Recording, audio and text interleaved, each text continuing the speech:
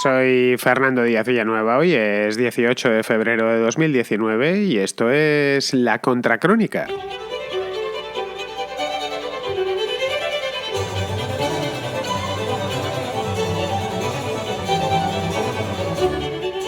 El viernes pasado, Pedro Sánchez anunció la convocatoria de elecciones generales para el próximo 28 de abril. Lo cierto es que a Sánchez no le quedaban muchas más opciones después de que el Congreso le tumbara los presupuestos de 2019 solo 2 días antes, el miércoles pasado.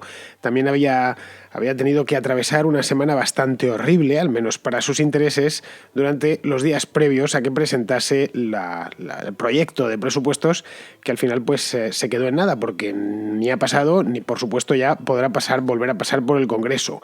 Podría haber aguantado, esa era una posibilidad. Aquí en la Contracrónica la semana pasada ya la barajamos, podría haber aguantado in extremis con la lengua fuera, pero se ve que ha hecho cálculos, o que los ha hecho él y su equipo médico habitual, su equipo de asesores habitual, ya sabemos más o menos cuál es, y han debido concluir que lo mejor es anticipar cuanto antes, es decir, es ir a las urnas cuanto antes, en previsión de un mayor desgaste del Ejecutivo, que es más que probable que si se mantiene ahí durante 2 o 3 meses, no digamos ya si está un año, pues las cosas vayan a mucho peor, y sobre todo en previsión del batacazo que las encuestas vaticinan para su partido en las municipales del día 26 de mayo. Bueno, municipales, regionales y europeas. Entonces, antes de presentarse en el mes de octubre, noviembre o el año que viene, ya habiendo perdido toda la poca credibilidad que le quedaba en las elecciones municipales, pues han decidido, no sé si con buen o con mal tino, han decidido llevarse las generales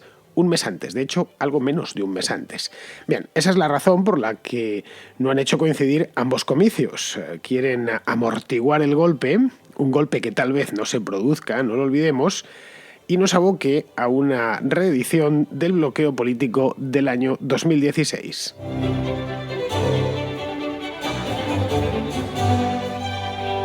La campaña electoral comenzó el viernes pasado por la mañana, fue a las 10 de la mañana, tempranito para las horas en las que esta gente suele hacer las cosas. Ya sabéis que los políticos no se caracterizan por su afición a madrugar, lo cual pues tampoco les podemos culpar porque a ninguno de nosotros nos gusta madrugar, y los que lo tienen que hacer pues lo hacen la mayor parte de ellos a la fuerza. El hecho es que a las 10 de la mañana se presentó todo espigado, como es, espigado y estirado, porque es que ahora está muy pagado de sí mismo y muy crecido.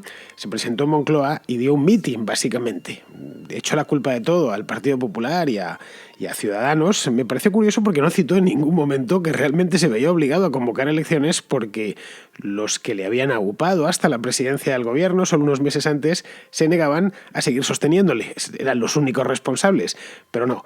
Estaba ya en clave de campaña, en clave electoral, y cargó las culpas de todo sobre los que él entiende que son sus rivales políticos. Curiosamente no considera a los independentistas catalanes sus rivales políticos, pero bueno, hasta ahí dentro de lo normal, no vamos a escandalizarnos.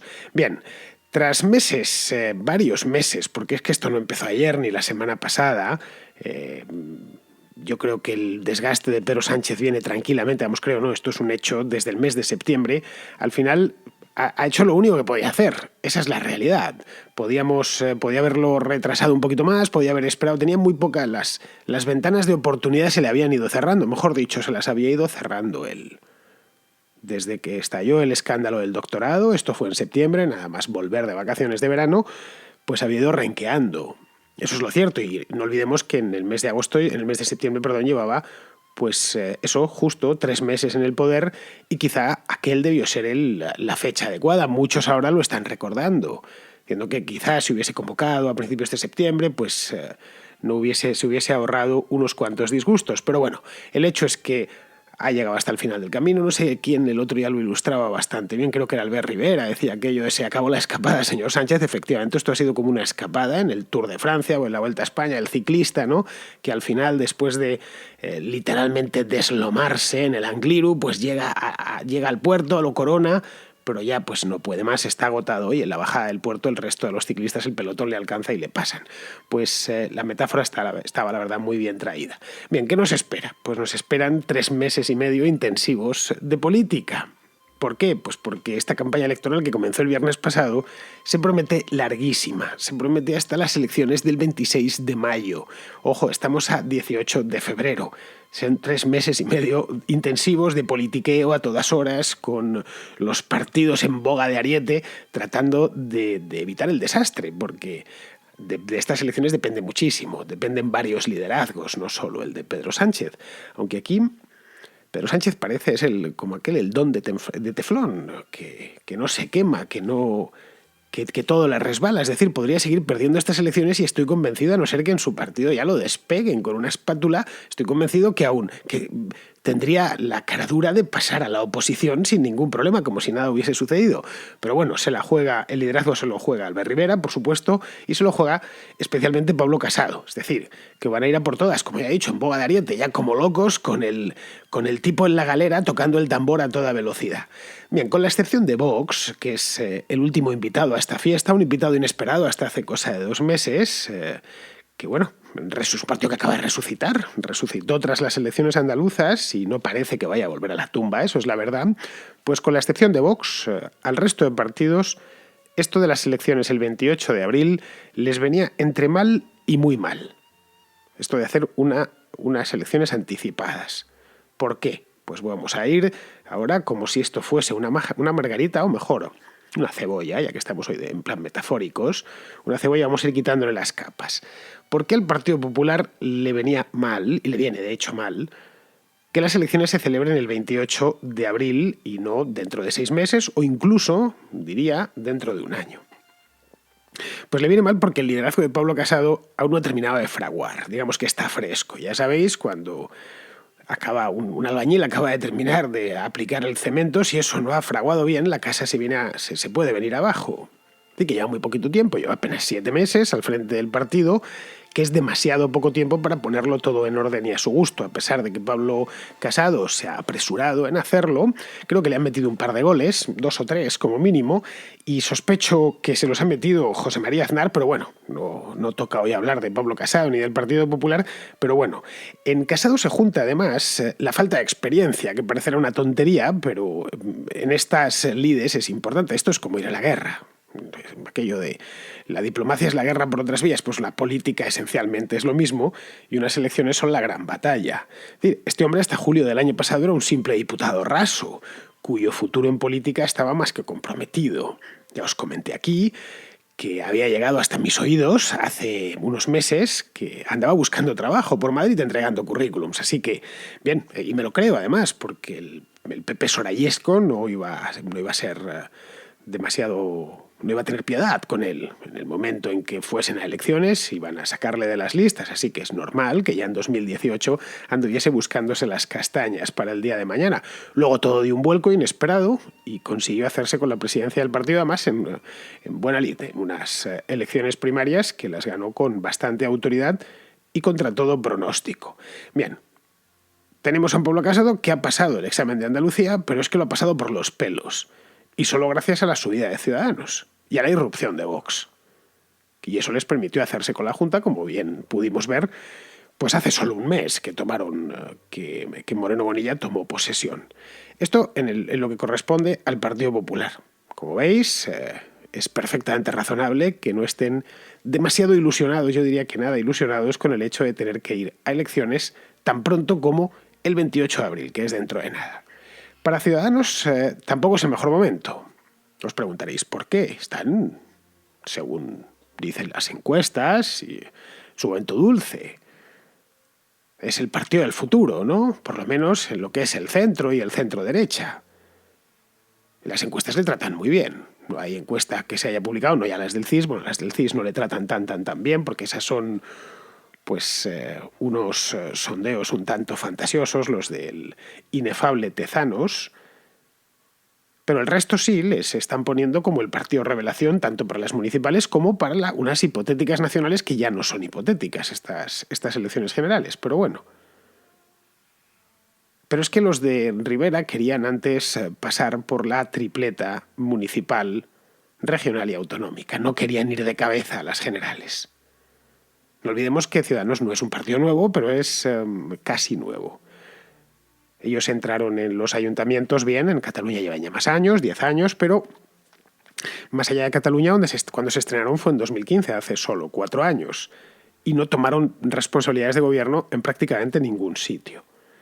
De tal manera que experiencia de gobierno no tienen. Ahora ya parece ser que el partido le han dado forma, lo ha limpiado de todos los flecos que le habían ido saliendo de los primeros momentos, pero quería, como es lógico, pues antes pasar el examen de las municipales, hacerse con algunas ciudades, meter a algunos alcaldes, aumentar su renta parlamentaria en los parlamentos regionales y luego ya presentarse como una alternativa de gobierno creíble. Es decir, nosotros no es que, o Albert Rivera poder decir yo ya vengo aquí, pero vengo gobernando en esta ciudad y en tal comunidad autónoma. Y ahora mismo pues todo esto no lo tiene. El adelanto además les pone ante una disyuntiva un tanto incómoda, la disyuntiva de elegir socio. Es decir, que o tira hacia la izquierda y se arrima al PSOE, que es una posibilidad, o reedita el Pacto Andaluz. En este caso, pues se arrima al Partido Popular. Claro, para un partido que aspira a nutrirse de las defecciones del socialismo, por lo menos del socialismo moderado, lo que se entiende que ha ido expulsando Pedro Sánchez, que lo mismo luego no expulsa a nadie de votantes, quiero decir, pues es una elección de alto riesgo para un partido que lo que busca es eso, que se ha colocado ya se ha centrado, vamos. Lo que necesita es que le vengan votantes o atraer votantes del PSOE porque el lado derecho, la aparición de Vox se lo ha cegado. Y Rivera hubiese preferido, o mejor dicho, hubiera no preferido tomar esta decisión hasta pasado el 26 de mayo. Es decir, como veis, en los partidos de la derecha, con la excepción de Vox, que todo le viene bien porque no tiene nada que perder, no por nada, sino porque es que parten de cero, a los otros dos partidos les ha pillado un poco, digamos, a traspiés.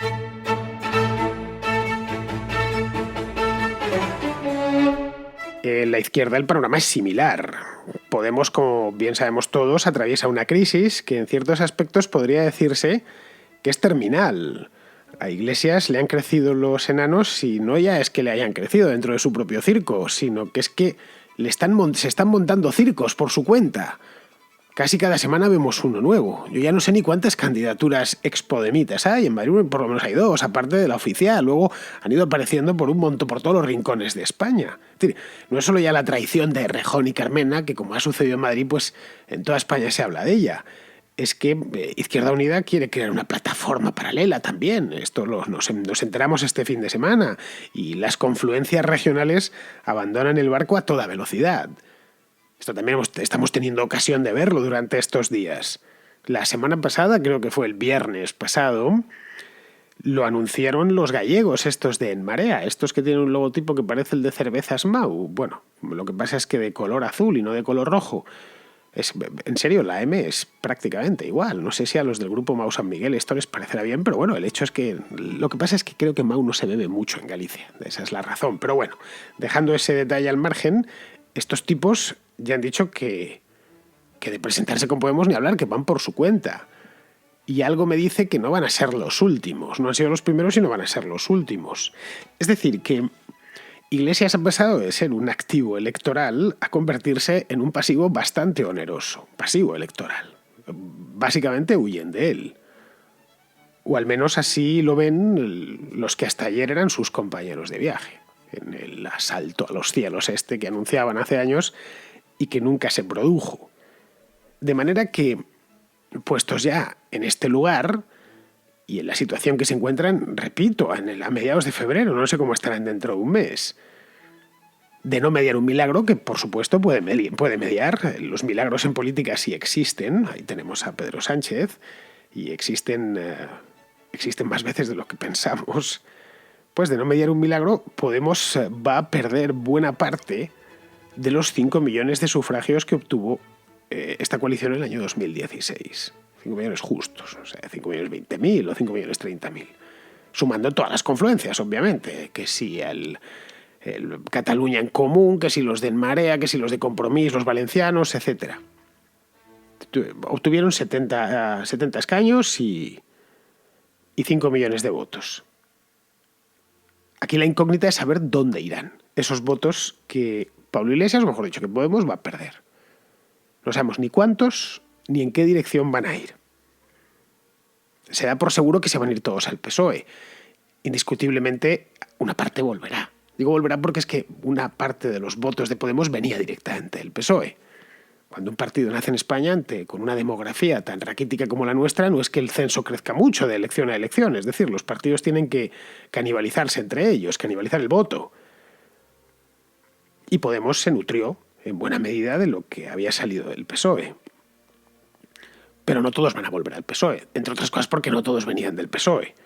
El resto, pues, o se perderán en la insignificancia de partidos pequeños, de las múltiples plataformas que están apareciendo, que ya veremos en qué se quedan, o pasarán a candidaturas nacionalistas, que ya existen y que no han ido coaligadas con Podemos. Léase Esquerra Republicana, pues, EH Bildu en el País Vasco, el BNG en Galicia. Es decir, todos esos partidos de izquierda, nacionalista, independentista básicamente, que no se juntaron con Podemos en su momento. Es decir, es posible que vuelvan ahí. Esa, de hecho, era la gran esperanza de Sánchez. Si lo miramos desde cierto punto de vista, su idea era reeditar, y creo que su idea actualmente es reeditar. Es reeditar el Zapatero en 2008. En aquel momento, no sé si os acordáis de aquellas elecciones, el PSOE consiguió literalmente secar la izquierda para sí mismo, es decir, atraerla a toda la izquierda española y a parte de la izquierda nacionalista, a buena parte de la izquierda nacionalista, para hacerse con 169 escaños, que son los que obtuvo Zapatero aquel año. Y se debió básicamente a eso, no hay más que ver los resultados de Izquierda Unida. Creo que se quedó con 2 escaños y todos los partidos nacionalistas bajaron de representación. Y es porque el PSOE los absorbió. Es probable que sea ese el escenario que le han vendido a Sánchez en Moncloa, sus asesores. Le han debido decir, pues mira, Pedro, esto, un frente popular no declarado, por supuesto, y azuzado por el miedo a la derecha, valiéndonos de las ventajas que tenemos el CIS, tenemos Radio Televisión Española literalmente en nuestras manos, los medios de comunicación, especialmente las televisiones, son muy simpáticos con nosotros y nos dan un trato de favor evidente, y sobre todo sacar a Vox como si fuese el diablo. Entonces, eso va a meter miedo a los izquierdistas de todos los partidos y se van a venir como locos a votarnos. Claro que este plan no tiene necesariamente por qué salir. Es posible, pero posible y plausible, pero no se tiene por qué convertir en realidad. La situación es muy diferente a la de 2008. El nacionalismo catalán en aquel entonces todavía no se había echado al monte. Y por supuesto no existía Podemos, que aunque está herido, y lo vemos, y bastante herido en algunos lugares, sigue teniendo tracción, especialmente entre las capas urbanas y la gente joven. Gente joven que no, está hablando pues veinteañeros que en el año 2008 eran niños todavía. Y que no les veo yo, a muchos, votando al PSOE. Por mucho que se erija en el defensor frente al fascismo y esas cosas hiperventiladas e intensas con las que ya han empezado a salir, a pesar de que faltan todavía 3 meses y medio para las elecciones. Claro, de no materializarse la esponja, que es lo más probable, esto de que se convierta el PSOE en una esponja que atraiga, que chupe a toda la izquierda, por más que desde el PSOE llamen al voto útil, que es lo que van a hacer, al voto útil de la izquierda, en el caso de que eso no se produzca, a Sánchez le queda la opción agónica pero efectiva, que es el recurso al bloqueo. Lo que comentaba antes, una reedición del año 2016, pero eso sí, ahora en clave sanchista. Si tal como anticipan las encuestas, las pocas que tenemos a estas alturas, ya irán saliendo más, se produce un empate similar al de las elecciones de diciembre de 2015, recordad, aquellas elecciones, el presidente solo tiene que sentarse a esperar. Simplemente. Es una cosa realmente cómoda. La verdad es que yo creo que la manera en la que le han terminado de convencer a Pedro Sánchez ha sido con esto. No puedo garantizarlo, pero no estaba allí de cuerpo presente, pero esto sí que es plausible. Es bueno, Pedro, esto está como está, las cosas no han cambiado en 3 o 4 años, así que... Pero esta vez estás tú en el poder.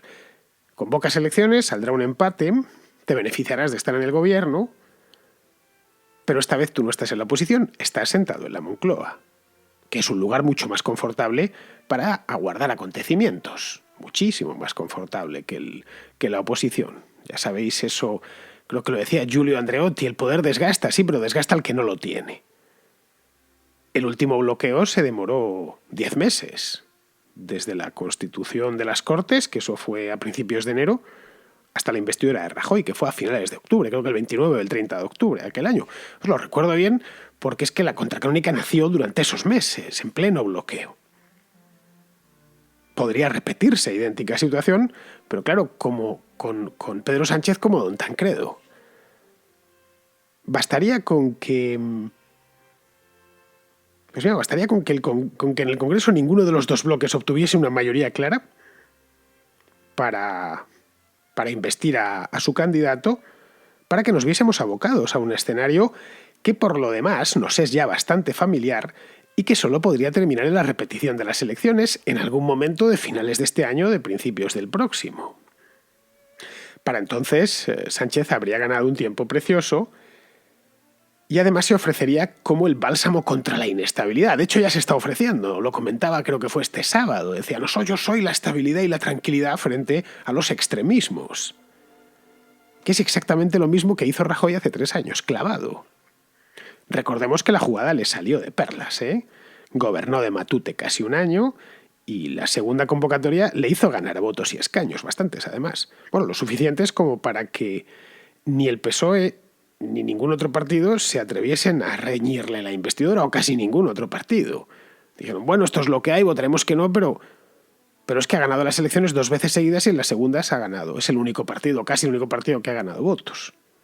Y entre tanto seguiría en la Moncloa, mandando y disponiendo. Bueno, y sobre todo dándose brillo en su inagotable campaña de imagen internacional, que eso sí que se le da bien, y es en lo que está. De la que espera vivir si las cosas se le tuercen mucho. Y tiene que abandonar el poder antes de lo previsto, que también hay que contemplarlo, claro. Visto así, no parece que lo tenga tan mal, sinceramente. La operación entraña su riesgo, sí, eso sin duda, pero es un riesgo asumible para un tipo que hace solo un año estaba fuera del Congreso, plenamente amortizado y con pocas o muy pocas expectativas de llegar a la poltrona. Ese era el Pedro del 18 de febrero de 2018, es decir, de hace un año exacto, el Pedro Sánchez. Hoy es el que reparte juego y a poco que esto le salga más o menos bien, lo seguirá repartiendo.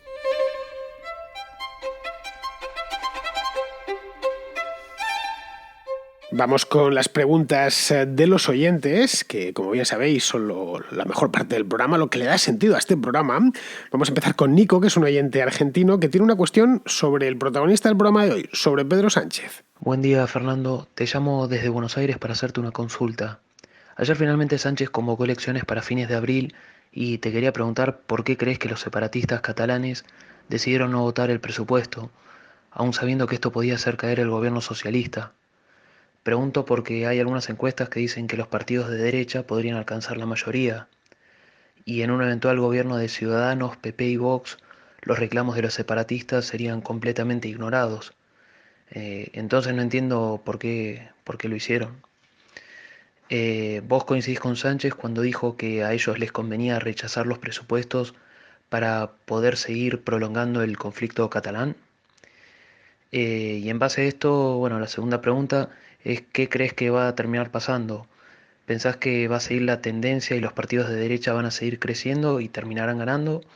¿O crees que el PSOE podrá levantarse? Pues mira, Nico, los independentistas, aunque se presentan como un bloque, especialmente de cara al mundo, fuera de España, lo cierto es que están muy fracturados. A poco que sigas la contracrónica, si la sigues habitualmente, es algo que he tratado en los últimos meses, especialmente en el último año, y he tratado con cierto detenimiento, si me has escuchado. Pero vamos, si no lo has hecho, ya te lo digo yo, están muy fracturados. Hay 3 grandes tendencias dentro del independentismo catalán. 2 de ellas tienen representación en las Cortes, en Madrid. Una es Esquerra Republicana de Cataluña y la otra es el PDeCAT, que es Partido Demócrata de Cataluña, que vendrían a ser más o menos la izquierda y la derecha independentista. Luego están las llamadas CUP. Es el acrónimo de Candidaturas de Unidad Popular, que son básicamente comunistas, chavistas y tal, pero estos no tienen ningún escaño en las Cortes, en el Congreso de los Diputados. Bien, los independentistas tienen detrás aproximadamente unos 2 millones de personas muy convencidas, a los que llevan años prometiéndoles la independencia. Estos que salen por televisión, esta gente que está todo el día con esas banderas esteladas, con los lazos amarillos y demás. Claro, si pactan con Sánchez, sus bases lo tomarán como una traición. Y además, ojo, con toda la razón del mundo. Os habéis estado aquí en la calle, nos mantenéis en tensión desde hace no sé cuántos años y al final, por un plato de lentejas, nos vendéis. Y esto los líderes independentistas lo tienen que tener en cuenta, por no hablar de que está el juicio, obviamente. Entonces, ante la duda han preferido no arriesgarse. Luego Sánchez también tiene su parte, es decir, Sánchez no puede dar lo que le piden. ¿Por qué? Pues porque es un simple primer ministro. Y el primer ministro en España no puede cambiar la Constitución a su antojo, gracias a Dios. Y luego las bases del PSOE no son independentistas. Y si por ejemplo, hubiese seguido con lo del mediador de la semana pasada, esto de que el relator que llamaron, pues el partido se le habría rebelado. De hecho, la rebelión ya había comenzado. Y ante la duda, pues decidió apartarse. Luego, respecto al crecimiento de la derecha, es decir, de Ciudadanos, Partido Popular y Vox, creo que Vox lo hará de una manera significativa. No me gusta hacer predicciones, pero bueno, creo, en función de lo que he podido ver. Básicamente a costa del PP, ese crecimiento. Y Ciudadanos es la incógnita. Yo no lo sé hasta qué punto crecerá. Y si lo hace, tendría que ser a costa del PSOE. En un escenario así, en el que Vox crece, el PP decrece pero no demasiado y Ciudadanos crece a costa del Partido Socialista, pues sí, yo creo que se podrían hacer con el gobierno sin demasiados problemas. Pero vamos, ese escenario no es ni muchísimo menos seguro. Bien, seguimos con Ricardo, que tiene una duda sobre el libro de, adivinadlo, sí, el de Pedro Sánchez. Hola Fernando, tengo curiosidad por saber qué es lo que va a pasar al final con el libro de Pedro Sánchez, si se va a publicar o no. Hoy he mirado en internet y dice que faltan 4 días para su lanzamiento. Vamos a ver qué es lo que ocurre al final. Pues mira, Ricardo, saldrá mañana, en principio, 19 de febrero. Y ahora con más razón, porque le servirá de material de campaña y podrá promocionarlo ya sin tasa y sin ningún tipo de vergüenza. Podrá promocionarlo en todos los actos a los que acuda. Organizará presentaciones multitudinarias con su libro en la mano. Concederá entrevistas a todo el que se la pida. Es decir, vamos a tener el manual de resistencia maldito, te lo digo ya, Ricardo, hasta en la sopa. Y si no, al tiempo. Dentro de un mes me lo dirás. Me dijiste el 18 de febrero que vamos a tener el manual de resistencia hasta en la sopa a todas horas en televisión y demás. Ya lo verás. Bien, pues dejando a un lado el tema sanchesco, Eduardo, que es un oyente español pero que vive en Houston, tiene un comentario sobre otra de las calamidades políticas que más han castigado a España en los últimos años, que atiende al nombre de Soraya Sáenz de Santamaría. Quería hacerte un comentario sobre lo que dijiste el otro día sobre Soraya Sáenz de Santamaría, que podría haber escrito un libro que tú pensabas que iba a ser ella porque estaba fuera de la política y, bueno, simplemente decirte que en verdad no está totalmente fuera porque ella es miembro del Consejo de Estado, propuesta por Pedro Sánchez, por cierto, y simplemente eso, no sé si es un cargo muy grande como para afectar a la hora de hacer un libro, supongo que no, pero bueno, no está fuera totalmente de la política. Bueno, Eduardo, a ver, estar en el Consejo de Estado no es estar en política. Aquello es un cementerio de elefantes, para más literalmente. Ya sabes quién está en el Consejo de Estado. Hay consejeros permanentes, natos, luego están los que los acaban de elegir, entre ellas está pues la propia Sáenz de Santamaría, pero vamos, entre otros está Landelino Lavilla, no sé si te acordarás de él. Este fue ministro de Justicia con Suárez y fue también presidente del Congreso de los Diputados en los años 70. Fíjate si tiene años y es un tipo ya, pues literalmente de otra época. También está Herrero de Miñón, que es uno de los padres de la Constitución, Fernando Ledesma, que fue ministro en el primer gobierno de Felipe González, y todo gente de este tipo. Es un cementerio de elefantes. Y fíjate con lo que fue el Consejo de Estado en otros tiempos, en tiempos de Carlos I, de Felipe II, cuando se dedicaba a declarar la guerra a los otomanos, pues con lo que fue, para lo que ha quedado. En fin, nada, vamos a ir terminando ya. Terminamos con Pizarro, que nos endulza el arranque de la semana con un comentario sobre el 40º aniversario de la Revolución iraní. Los iraníes de a pie pueden aspirar a tener estructuras políticas que les proporcionen similares sensaciones de participación, capacidad de decisión y justicia imparcial que el resto de los tributarios de cualquier otro estado. Ahora bien, estas estructuras aparentemente capaces de conectar al ciudadano con su soberanía, su dignidad o su derecho a la justicia, implican la ruptura de los actuales intereses creados iraníes. Intereses de amplias y profundas raíces en su tejido social y con férreos anclajes en el poder sin apellidos, es decir, en las armas. La pregunta más práctica sería si los iraníes que aspiran a prosperar pueden hacerlo en Irán. Y la respuesta es sí, si cabalgan mezquina y desdeñosamente sobre los derechos de infinidad de sus compatriotas, o sí si emigran. Para quienes aspiren a una democracia que nacerá demagogia y derivará en corrupción, quedan las banderas de la libertad, el sacrificio y el tesón.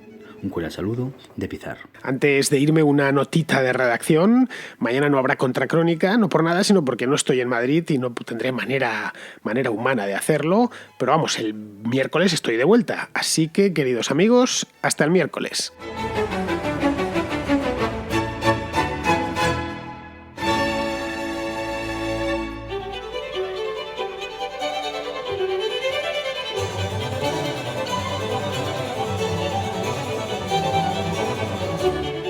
La Contracrónica y la Contrahistoria son 2 programas de radio independiente que existen gracias a sus oyentes. Si te gustan, puedes patrocinarlos. Lo puedes hacer de 2 maneras, a través de patreon.com/Díaz Villanueva o instalando la aplicación de iVoox en tu teléfono y pulsando la tecla Apoyar. Solo por ser patrono podrás escuchar El Contrapunto, un programa musical distinto a todos los demás. Pero, sobre todo, hazte patrón para que la Contracrónica y la Contrahistoria se sigan emitiendo por los siglos de los siglos. Amén.